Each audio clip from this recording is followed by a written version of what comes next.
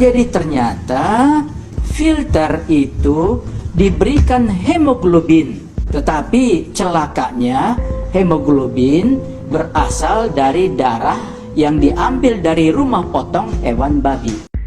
Ketua Komisi Nasional Pengendalian Tembakau atau Komnas PT, Dr. Hakim Sarimuda Pohan mengungkapkan bahwa dalam filter rokok yang banyak digunakan di Indonesia terkandung bahan yang berasal dari darah babi.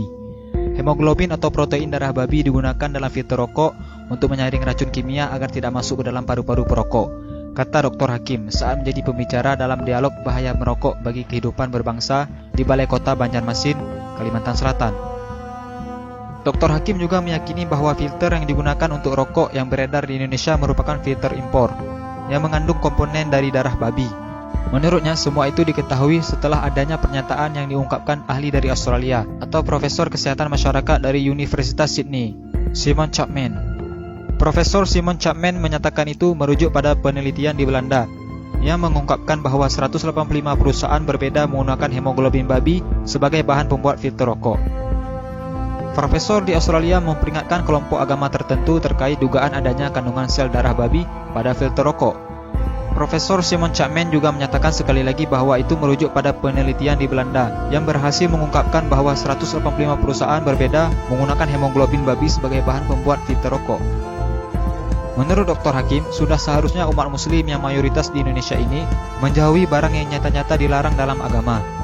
Bukan hanya kaum muslim, tetapi kaum Yahudi juga melarang pemanfaatan babi untuk keperluan seperti filter rokok ini. Kabar penting ini harus diberitahu kepada para perokok yang alergi terhadap fatwa haram merokok.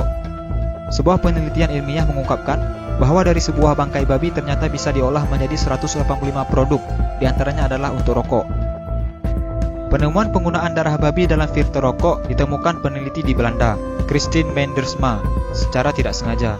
Perempuan ini sebenarnya sedang meneliti seekor babi berkode Pig 05049 di sebuah peternakan di Belanda.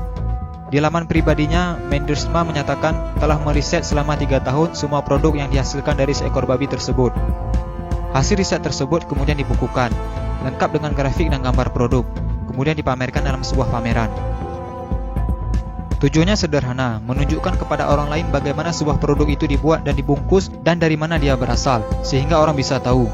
Untuk menunjukkan itu, Mendersma mendekati subjek ke satu ekor binatang yang di dalam hal ini adalah seekor babi bernama Pig 05049. Kita tidak berbicara hukum haram atau halal merokok, karena perdebatan halal atau haram merokok tidak pernah ada habisnya. Kami hanya menyampaikan informasi penting ini agar para perokok bisa berpikir lebih jauh tentang filter rokok yang menggunakan darah babi. Jangan lupa sukai Mozaik Karim lalu klik tombol ikuti, lalu klik sekali lagi tombol ikuti, lalu pilih lihat dahulu, agar kalian tidak ketinggalan video-video menarik lainnya setiap hari. Jangan lupa di-share juga video ini ya guys, agar teman-teman kalian tidak ketinggalan informasi penting ini. Terima kasih.